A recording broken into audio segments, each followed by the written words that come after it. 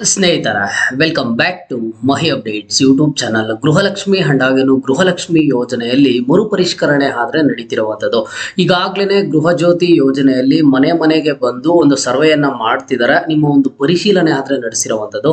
ಗೃಹ ಜ್ಯೋತಿ ಯೋಜನೆಗೆ ಯಾವ ರೀತಿಯಾಗಿ ಮರುಪರಿಷ್ಕರಣೆ ಮಾಡ್ತಿದ್ದಾರೆ, ನಿಮ್ಮ ಒಂದು ಮನೆ ಬಾಗಿಲಿಗೆ ಬಂದಾಗ ಏನೆಲ್ಲ ದಾಖಲಾತಿಗಳನ್ನ ನೀವು ಸಲ್ಲಿಸಬೇಕಾಗ್ತದೆ, ನಿಮ್ಮ ಹತ್ರ ಏನೆಲ್ಲ ಕ್ವಶನ್ಸ್ ಅನ್ನ ಕೇಳ್ತಾರೆ, ಅಂಡ್ ಹಾಗೇನು ಗೃಹಲಕ್ಷ್ಮಿ ಯೋಜನೆಯಲ್ಲಿ ಯಾವ ರೀತಿಯಾಗಿ ಮಾಡ್ತಾರೆ ಆ ಮರುಪರಿಶೀಲನೆ ಅಂತ ಹೇಳಿ ಇವತ್ತಿನ ಈ ವಿಡಿಯೋದಲ್ಲಿ ತಿಳಿಸ್ಕೊಡ್ತೀನಿ. ವಿಡಿಯೋ ಖಂಡಿತವಾಗ್ಲೂ ಹೆಲ್ಪ್ ಆಗುತ್ತೆ. ವಿಡಿಯೋನ ಕೊನೆವರೆಗೂ ನೋಡಿ ಅಂಡ್ ಹಾಗೇನು ಚಾನಲ್ಗೆ ಲೈಕ್ ಸಬ್ಸ್ಕ್ರೈಬ್ ಅನ್ನ ಮಾಡ್ಕೊಳ್ಳಿ. ನೋಡಿ, ಈಗಾಗಲೇ ಗೃಹ ಜ್ಯೋತಿ ಯೋಜನೆಯಲ್ಲಿ ನಿಮ್ಗೆ ಏನೊಂದು 200 ಯೂನಿಟ್ ಫ್ರೀ ಕರೆಂಟ್ ಅನ್ನ ಕೊಡ್ತಾ ಇದ್ರು ಸರ್ಕಾರ. ಅದರಲ್ಲಿ ಬಂದ್ಬಿಟ್ಟು ಈಗ ಮತ್ತೆ ಏನ್ ಮಾಡ್ತಿದ್ದಾರೆ, ಒಂದು ಮರುಪರಿಷ್ಕರಣೆ ಆದ್ರೆ ಮಾಡ್ತಿರುವಂತದ್ದು. ನಿಮ್ಮ ಒಂದು ಮನೆ ಬಾಗಿಲಿಗೆ ಈಗಾಗಲೇ ಕಳೆದ 2 ದಿನಗಳಿಂದ ಬೆಸ್ಕಾಂಗೆ ಸಂಬಂಧಪಟ್ಟವರು ಆಗಿದ್ರೆ, ಅಂದ್ರೆ ನೀವು ಬೆಸ್ಕಾಂ ಅಂಡರಿಗೆ ಬಂದ್ರೆ ಬೆಸ್ಕಾಂ ಅಧಿಕಾರಿಗಳು ಬರ್ತಿರ್ತಾರೆ, ಅಥವಾ ಮೆಸ್ಕಾಂ ಅಂಡರ್ಗೆ ಬಂದ್ರೆ ಅಲ್ಲಿ ನಿಮ್ಗೆ ಮೆಸ್ಕಾಂ ಅಂಡರ್ ನಿಮ್ಮ ಒಂದು ವಿದ್ಯುತ್ ಅಧಿಕಾರಿಗಳು ಯಾರು ಇರ್ತಾರ ಆ ಒಂದು ಹಿರಿಯ ಅಧಿಕಾರಿಗಳ ಆದ್ರೆ ನಿಮ್ಮ ಒಂದು ಮನೆ ಬಾಗಿಲಿಗೆ ಬರ್ತಾರೆ. ನಿಮ್ಮ ಒಂದು ಮನೆ ಬಾಗಿಲಿಗೆ ಬಂದಾಗ ನೀವೇನೆಲ್ಲ ದಾಖಲಾತಿಗಳನ್ನ ಸಲ್ಲಿಸಬೇಕು ಅಂತ ಅಂದ್ರೆ, ಮೊದಲಿಗೆ ಬಂದು ಅವರು ನಿಮ್ಮ ಒಂದು ಮೀಟರ್ ರೀಡಿಂಗ್ ಅನ್ನ ಚೆಕ್ ಮಾಡ್ತಾರೆ. ಮೀಟರ್ ರೀಡಿಂಗ್ ಚೆಕ್ ಮಾಡಿದ ಆದ್ಮೇಲೆ ನಿಮ್ದು ಲಾಸ್ಟ್ ಒಂದು ಕರೆಂಟ್ ಬಿಲ್ ಅನ್ನ ಕೇಳ್ತಾರೆ. ಕರೆಂಟ್ ಬಿಲ್ ಅನ್ನ ಕೊಡಬೇಕು. ಜೊತೆಗೆ ಅದು ಯಾರ ಒಂದು ಹೆಸರಲ್ಲಿ ಇರುತ್ತೋ ಅವ್ರು ಬಂದ್ಬಿಟ್ಟು ನಿಮ್ಮ ಒಂದು ಆಧಾರ್ ಕಾರ್ಡ್ ಅನ್ನ ಪ್ರೊವೈಡ್ ಮಾಡ್ಬೇಕಾಗುತ್ತೆ, ರೇಷನ್ ಕಾರ್ಡ್ ಅನ್ನ ಪ್ರೊವೈಡ್ ಮಾಡ್ಬೇಕಾಗುತ್ತೆ. ಅಂಡ್ ಯಾರಾದ್ರೂ ಬಾಡಿಗೆದಾರರ ಆಗಿದ್ರೆ ನಿಮ್ಗೆ ರೆಂಟ್ ಅಗ್ರಿಮೆಂಟ್ ಅಂತ ಇರುತ್ತೆ, ಆ ರೆಂಟ್ ಅಗ್ರಿಮೆಂಟ್ ಅನ್ನ ಕೊಡಬೇಕಾಗುತ್ತೆ. ಎಲ್ಲಾನು ಮರುಪರಿಶೀಲನೆ ಆದ್ರೆ ಮಾಡ್ತಾರೆ. ಅದರ ಜೊತೆಗೆ ಈಗ ಏನ್ ಹೊಸದಾಗಿ ಆಡ್ ಮಾಡಿದ್ದಾರೆ, ಏನ್ ದಾಖಲಾತಿಗಳನ್ನ ಕೊಡಬೇಕು ಅಂತ ಅಂದ್ರೆ, ನೀವು ಅಲ್ಲಿ ಬಂದ್ಬಿಟ್ಟು ನಿಮ್ಮ ಒಂದು ವೋಟರ್ ಐ ಡಿಯನ್ನ ಕಂಪಲ್ಸರಿ ಕೊಡಬೇಕು. ಅಲ್ಲಿ ಅವರು ಎಪಿಕ್ ನಂಬರ್ ಅನ್ನ ಎಂಟರ್ ಮಾಡಬೇಕಾಗುತ್ತೆ. ಹಾಗಾಗಿ ವೋಟರ್ ಐ ಡಿಯನ್ನ ಕೇಳ್ತಾರೆ. ಅಂಡ್ ಹಾಗೇನು ಸಹ ಪಾನ್ ಕಾರ್ಡ್ ಡೀಟೇಲ್ಸ್ ಅನ್ನ ಕೇಳ್ತಾರೆ. ಪಾನ್ ಕಾರ್ಡ್ ಡೀಟೇಲ್ಸ್ ಕೊಡಬೇಕು. ನೋಡಿ, ಸರ್ಕಾರದವರು ಏನ್ ಮಾಡಿರ್ತಾರೆ, ಆ ಒಂದು ಅಧಿಕಾರಿಗಳಿಗೆ ಒಂದು ಅಪ್ಲಿಕೇಶನ್ ಅನ್ನ ಬಿಲ್ಡ್ ಮಾಡಿ ಒಂದು ಅಪ್ಲಿಕೇಶನ್ ಅವ್ರಿಗೆ ಕೊಟ್ಟಿರ್ತಾರೆ. ಅವ್ರು ಬಂದಾಗ ಮೊಬೈಲ್ ಅಲ್ಲಿ ತಗೊಂಡು ಒಂದು ಅಪ್ಲಿಕೇಶನ್ ಅಲ್ಲಿ ಎಲ್ಲಾ ತರದ ಸ್ಟೆಪ್ಸ್ ಅನ್ನ ಕಂಪ್ಲೀಟ್ ಮಾಡ್ಬೇಕಾಗುತ್ತೆ. ಕೇಳ್ತಾರೆ ಕ್ಯಾಂಡಿಡೇಟ್ ನೇಮ್ ಏನು, ಜೊತೆಗೆ ಆಧಾರ್ ನಂಬರ್ ಏನು, ಅಂಡ್ ನೆಕ್ಸ್ಟ್ ಕರೆಂಟ್ ಬಿಲ್ ಆಗಿರ್ಬೋದು, ಅಥವಾ ಈ ರೀತಿಯಾಗಿ ಒಂದಿಷ್ಟು ಡೀಟೇಲ್ಸ್ ಎಲ್ಲಾನು ಕೇಳಿ ಆ ಒಂದು ಡೀಟೇಲ್ಸ್ ಎಲ್ಲಾನು ಸಹ ಫಿಲ್ ಮಾಡ್ತಾ ಹೋಗ್ತಾರೆ. ಆ ಡೀಟೇಲ್ಸ್ ಫಿಲ್ ಮಾಡೋದ್ರ ಜೊತೆಗೆ ಒಂದಿಷ್ಟು ಡಾಕ್ಯುಮೆಂಟ್ಸ್ ಅನ್ನ ನಿಮ್ಮ ಹತ್ರ ಏನ್ ಕೇಳ್ತಾರೆ ಆ ಡಾಕ್ಯುಮೆಂಟ್ಸ್ ಅನ್ನ ಕೊಟ್ರೆ ನಿಮ್ಮ ಒಂದು ಮರುಪರಿಷ್ಕರಣೆ ಪರಿಶೀಲನೆ ಆದ್ರೆ ಕಂಪ್ಲೀಟ್ ಆಗುತ್ತೆ. ಅದು ಕಂಪ್ಲೀಟ್ ಆಗಿದ್ದ ಆದ್ಮೇಲೆ ನಿಮ್ಗೆ ಇಷ್ಟು ದಿನಗಳ ಕಾಲ ಯಾವ ರೀತಿಯಾಗಿ 200 ಯೂನಿಟ್ ಫ್ರೀ ಕರೆಂಟ್ ಕೊಡ್ತಿದ್ರು, 0 ಬಿಲ್ ಬರ್ತಿತ್ತು, ಅದೇ ರೀತಿಯಾಗಿ ಮುಂದಿನ ದಿನಗಳಲ್ಲಿ ಬರ್ತಿದೆ. ನೀವು ಬೇರೆ ಕಡೆ ಹೋಗಿ ಏನ್ ಮಾಡಿಸೋ ಅವಶ್ಯಕತೆ ಇಲ್ಲ, ಅಥವಾ ಗೃಹ ಜ್ಯೋತಿಗೆ ಹೊಸದಾಗಿ ಮತ್ತೆ ಅಪ್ಲಿಕೇಶನ್ ಹಾಕುವಂತ ಅವಶ್ಯಕತೆ ಇಲ್ಲ.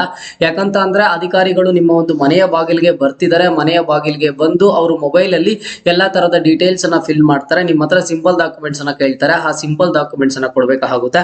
ಜೊತೆಗೆ ನಿಮ್ಮ ಹತ್ರನೂ ಒಂದಿಷ್ಟು ಕ್ವಶನ್ಸ್ ಅನ್ನ ಕೇಳ್ತಾರೆ. ಯಾರಾದ್ರೂ ತೆರಿಗೆ ಪಾವತಿದಾರರು ಇದಾರಾ ಏನು ಅಂತ ಹೇಳಿ ನೀವು ಅದನ್ನು ಪ್ರೊವೈಡ್ ಮಾಡಬೇಕಾಗುತ್ತೆ. ಅವಾಗ ಏನಾಗುತ್ತೆ, ಸರ್ಕಾರ ಎಲ್ಲ ಮತ್ತೊಂದ್ಸಲಿ ವೆರಿಫಿಕೇಶನ್ ಕಂಪ್ಲೀಟ್ ಆಗುತ್ತೆ. ವೆರಿಫಿಕೇಶನ್ ಕಂಪ್ಲೀಟ್ ಆಗಿದ್ದ ಆದ್ಮೇಲೆ ಇಲ್ಲಿ ಏನ್ ಆಕ್ಚುಲಿ ಪ್ರಾಬ್ಲಮ್ ಆಗಿರೋದು ಅಂತ ಅಂದ್ರೆ, ಮೇಲೆ ಮನೆಗೆ ಫ್ರೀ ಯೂನಿಟ್ ಕರೆಂಟ್ ಅಂತ ತಗೊಂಡಿರ್ತಾರೆ, ಕೆಳಗಡೆ ಅಂಗಡಿ ಇಟ್ಕೊಂಡಿರೋದಾಗ್ಲಿ ಅಥವಾ ಆ ರೀತಿಯಾಗಿ ಏನಾದ್ರೂ ಕಂಡು ಬಂದಲ್ಲಿ ಅವ್ರು ಏನ್ ಮಾಡ್ತಾರೆ, ಅಲ್ಲಿ ಅಪ್ಲಿಕೇಶನ್ ಎಲ್ಲಾನು ಡೀಟೇಲ್ಸ್ ಅನ್ನು ನೀಟಾಗಿ ಕರೆಕ್ಟ್ ಆಗಿ ಎಂಟರ್ ಮಾಡ್ತಾರೆ. ಅವಾಗ ಸರ್ಕಾರಕ್ಕೆ ಏನ್ ಲಾಸ್ ಆಗ್ತಿತ್ತು ಆ ಲಾಸ್ ಆದ್ರೆ ಆಗೋದಿಲ್ಲ ಅಂತ ಹೇಳಿ ಈ ಒಂದು ಸ್ಟೆಪ್ ಅನ್ನ ಅವ್ರು ತಗೊಂಡಿದ್ದು. ಅಂಡ್ ಈಗಾಗಲೇ ಗೃಹ ಜ್ಯೋತಿ ಯೋಜನೆಯಲ್ಲಿ ಮರುಪರಿಶೀಲನೆ ಆದ್ರೆ ಸ್ಟಾರ್ಟ್ ಆಗಿದೆ. ನಿಮ್ಮ ಒಂದು ಮನೆ ಬಾಗಿಲಿಗೂ ಅಧಿಕಾರಿಗಳು ಬರ್ತಾರೆ. ನೀವು ಸಿಂಪಲ್ ಆಗಿ current bill, Aadhaar card, ration card, pan card, voter ID ಇಷ್ಟು ಡೀಟೇಲ್ಸ್ ಅನ್ನ ಕೊಟ್ರೆ ಸಾಕು. ಅಂಡ್ ಜೊತೆಗೆ ನೀವು ಅಲ್ಲಿ ಇರಬೇಕು. ಅವ್ರು ಒಂದಿಷ್ಟು ಕ್ವಶನ್ಸ್ ಅನ್ನ ಕೇಳ್ತಾರೆ. ಆ ಕ್ವಶನ್ಸ್ಗೆಲ್ಲ ನೀವು ಆನ್ಸರ್ ಮಾಡಿದ್ರೆ ಅಲ್ಲಿ ನಿಮ್ಗೆ ಗೃಹ ಜ್ಯೋತಿ ಯೋಜನೆದು ಒಂದು ಪ್ರೋಸೆಸ್ ಆದ್ರೆ ಕಂಪ್ಲೀಟ್ ಆಗುತ್ತೆ. ಓಕೆನಾ? ಅಂಡ್ ಈಗ ಗೃಹಲಕ್ಷ್ಮಿ ಯೋಜನೆ ಬಗ್ಗೆ ಮಾತನಾಡೋಣ. ಹಾಗಿದ್ರೆ ಗೃಹಲಕ್ಷ್ಮಿ ಯೋಜನೆಗೂ ಈ ರೀತಿ ಮನೆ ಮನೆ ಬಾಗಿಲಿಗೆ ಬಂದು ಮಾಡ್ತಿದಾರ ಅಂತ ಅಂದ್ರೆ, ಗೃಹಲಕ್ಷ್ಮಿ ಯೋಜನೆಯಲ್ಲಿ ಇನ್ನೂ ಸಹ ಇಲ್ಲ, ಇದು ಕೆಲವೇ ದಿನಗಳಲ್ಲಿ ಸ್ಟಾರ್ಟ್ ಆಗುತ್ತೆ. ಹಾಗಿದ್ರೆ ಇದಕ್ಕೇನೆಲ್ಲ ದಾಖಲಾತಿಗಳನ್ನು ಸಲ್ಲಿಕೆ ಮಾಡಬೇಕು, ಇದು ಯಾವ ರೀತಿಯಾಗಿ ಪರಿಶೀಲನೆ ಮಾಡ್ತಾರೆ ಅಂತ ಅಂದ್ರೆ, ಸಿಂಪಲ್ ಏನಿಲ್ಲ, ಇದೇ ರೀತಿಯಲ್ಲಿ ಈಗ ನಿಮ್ಮ ಒಂದು ಮನೆ ಬಾಗಿಲಿಗೆ ಬೆಸ್ಕಾಂ ಅಧಿಕಾರಿಗಳು ಅಥವಾ ಮೆಸ್ಕಾಂ ಅಧಿಕಾರಿಗಳು ಏನ್ ಬರ್ತಿದ್ದಾರೆ, ಅದೇ ರೀತಿಯಲ್ಲಿ ಗೃಹಲಕ್ಷ್ಮಿ ಯೋಜನೆಗೆ ಅಂಗನವಾಡಿ ಕಾರ್ಯಕರ್ತರು, ಇಲ್ಲ ಅಂತಂದ್ರೆ ಆಶಾ ಕಾರ್ಯಕರ್ತರು, ಇಲ್ಲ ಅಂತಂದ್ರೆ ಸರ್ಕಾರಿ ನೌಕರರು, ಗವರ್ನಮೆಂಟ್ ಟೀಚರ್ಸ್ ಆಗಿರ್ಬೋದು, ಅಥವಾ ಸರ್ಕಾರಿ ನೌಕರರು ಬರ್ತಾರೆ. ಅವರು ಸಹ ಸೇಮ್ ಇದೇ ರೀತಿಯಲ್ಲಿ ಒಂದು ಬಂದು ಮೊಬೈಲ್ ಇರುತ್ತೆ ಅವ್ರ ಹತ್ರನೂ, ಅವರಿಗೂ ಮೊಬೈಲ್ ಅಲ್ಲಿ ಗೃಹ ಜ್ಯೋತಿ ಯೋಜನೆಗೆ ಯಾವ ರೀತಿಯಾಗಿ ಅಪ್ಲಿಕೇಶನ್ ಕೊಟ್ಟಿದ್ದಾರೆ ಅದೇ ರೀತಿಯಲ್ಲಿ ಗೃಹಲಕ್ಷ್ಮಿ ಯೋಜನೆಗೆ ಒಂದು ಅಪ್ಲಿಕೇಶನ್ ಅನ್ನ ಕೊಡ್ತಾರೆ. ಆ ಒಂದು ಅಪ್ಲಿಕೇಶನ್ ತಗೊಂಡು ನಿಮ್ಮ ಒಂದು ಮನೆ ಬಾಗಿಲಿಗೆ ಬರ್ತಾರೆ. ಬಂದಿದ್ದ ಆದ್ಮೇಲೆ ಮೊದಲಿಗೆ ನೀವು ಕೆಲವೊಂದಿಷ್ಟು ಡಾಕ್ಯುಮೆಂಟ್ಸ್ ಅನ್ನ ಅವ್ರಿಗೆ ಕೊಡಬೇಕಾಗುತ್ತೆ. ಆಧಾರ್ ಕಾರ್ಡ್ ಅನ್ನ ಕೇಳ್ತಾರೆ, ರೇಷನ್ ಕಾರ್ಡ್ ಅನ್ನ ಕೇಳ್ತಾರೆ, ಅಂಡ್ ಹಾಗೇನು ಸಹ ಕಂಪಲ್ಸರಿ ಆಗಿ ಇಲ್ಲಿ ಬಂದ್ಬಿಟ್ಟು ನಿಮ್ಗೆ ವೋಟರ್ ಐಡಿ ಅನ್ನ ಕೇಳ್ತಾರೆ. ಓಕೆನಾ? ಈ ಸಾರಿ ಕಂಪಲ್ಸರಿ ಮಾಡಿರುವಂತದ್ದು ವೋಟರ್ ಐಡಿ ಅನ್ನ ಕೇಳ್ತಾರೆ. ಜೊತೆಗೆ ಪಾನ್ ಕಾರ್ಡ್ ಡೀಟೇಲ್ಸ್ ಎಲ್ಲರೂ ಸಹ ಈ ರೀತಿಯಾಗಿ ಕೇಳ್ತಾ ಹೋಗ್ತಾರೆ. ನೀವೆಲ್ಲಾ ಡೀಟೇಲ್ಸ್ ಕೊಟ್ಟಿದ್ದ ಆದ್ಮೇಲೆ ಅವ್ರು ಒಂದೊಂದಾಗೆ ಎಂಟರ್ ಮಾಡಿ ನಿಮ್ಮ ಹತ್ರ ಕೆಲವೊಂದಿಷ್ಟು ಕ್ವಶನ್ಸ್ ಅನ್ನ ಕೇಳ್ತಾರೆ. ನಿಮ್ಮ ಮನೆಯಲ್ಲಿ ಸರ್ಕಾರಿ ನೌಕರರು ಇದ್ದಾರಾ ಅಂತ ಕೇಳ್ತಾರೆ. ಜೊತೆಗೆ ನಿಮ್ಮ ಮನೆಯಲ್ಲಿ ಯಾರಾದ್ರೂ GST ಪೇಯರ್ಸ್ ಇದಾರಾ, ಟ್ಯಾಕ್ಸ್ ಪೇಯರ್ಸ್ ಇದಾರಾ ಅಂತ ಕೇಳ್ತಾರೆ.